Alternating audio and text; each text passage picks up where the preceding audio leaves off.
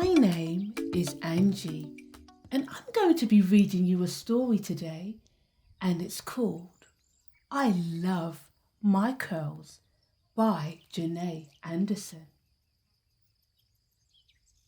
My hair, my hair, my curly hair.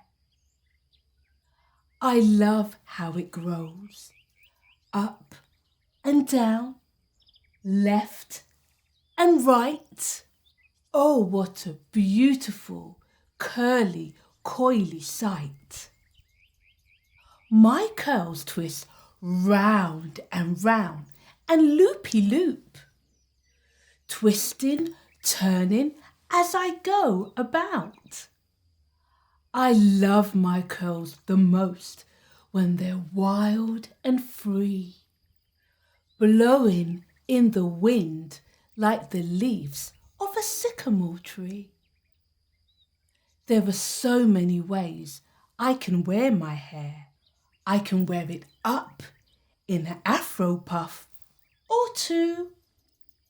I can style my hair in bantu knots through and through. A pretty bun, two-strand twist, and cornrows adorned, and beads or berets. Wearing my curls in an afro is as good as it gets.